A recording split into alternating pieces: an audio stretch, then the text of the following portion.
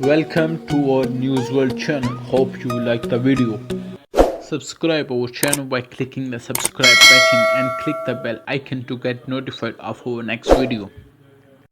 दोस्तों, आज हम आपको पाकिस्तान के उन इलाकों के बारे में बताएंगे जिनके बारे में आपने सुना तो होगा मगर हकीकत से नावाकिफ़ हैं। चलिए उनको जानने के लिए हम अपनी वीडियो की तरफ बढ़ते हैं। हमारी लिस्ट पर जो 5वें नंबर पर प्लेस है वो है मोहाटा पैलेस, जो कि एक अंग्रेज़ के दौर की तहलीक है और तकसीम हिंदुस्तान के बाद पाकिस्तान के वर्से में आई। मोहाटा पैलेस कराची के साहली इलाके क्लिफ्टन के नज़दीक वाक़या है। 1927 में आगा अहमद हुसैन ने इस महल का डिज़ाइन तैयार किया। ये महल एक हिंदू मरवाड़ी शिवरतन मोहाटा का था, जो कि उस वक्त का हिंदुस्तान का सबसे बड़ा ताजर था। ये महल उस वक्त की कदीम रवायत के मुताबिक जर्द रंग के पत्थर और जोधपुर के गुलाबी पत्थर के कम्बिनेशन के साथ तामीर किया गया था।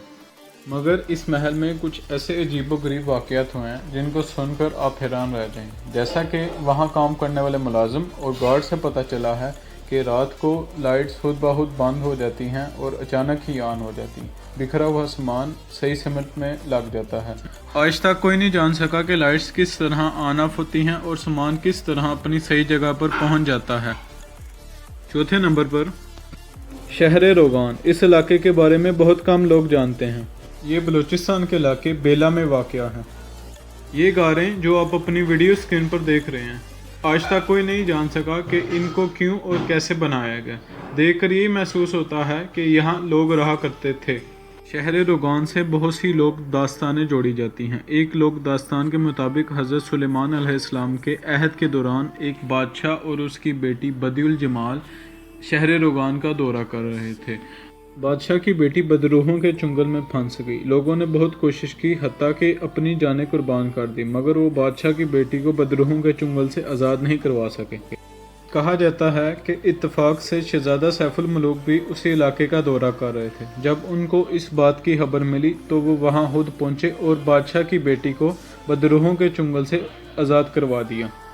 कहा जाता है कि आज भी वहाँ बदरूहों का राज है, जिसकी वजह से रात के वक्त वहाँ लोग नहीं जाते।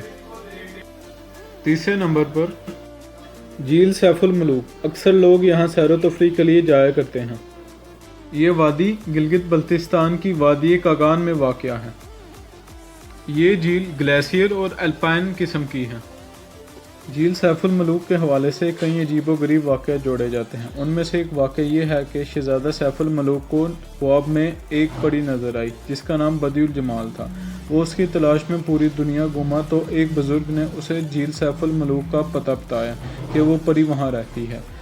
शहजादा वहाँ गया। काफ़ी इंतज़ार के बाद उसे परी पहाड़ की चोटी पर नज़र आई। किस्से दास्तान एक तरफ, ये झील अपने आप में ही एक मिसाल है।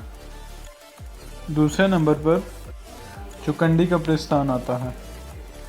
ये कब्रिस्तान 29 किलोमीटर दूर कराची के मशरिक में वाक़या है।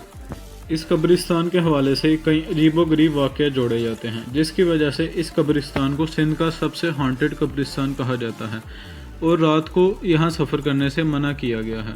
मकामी लोगों से पता चला है कि सूरज ढलने के बाद यहाँ की ज़मीन गर्म हो जाती है और रात को जानवरों की चीखों पुकार की आवाज़ें सुनाई देती हैं और ये कब्रिस्तान काले जादू के हवाले से भी बड़ा मशहूर है। नंबर 1 पर कोहे चिलिस्तान का मकाम आता है। ये पहाड़ी सिलसिला सूबा बलूचिस्तान के शहर कोयटा में आता है। इस इलाके से बहुत सी लोक दास्तानें जोड़ी जाती हैं, जिनमें से सर फहरिस्त 40 लाशें हैं। इस वीडियो में हमने आपको मुख्तलिफ इलाकों में रनुमा होने वाले वाक़यात से आगाह किया। उम्मीद करता हूँ आपको वीडियो पसंद आई होगी। Thanks for watching the video. Please like and comment and subscribe our channel to get updated to our next video.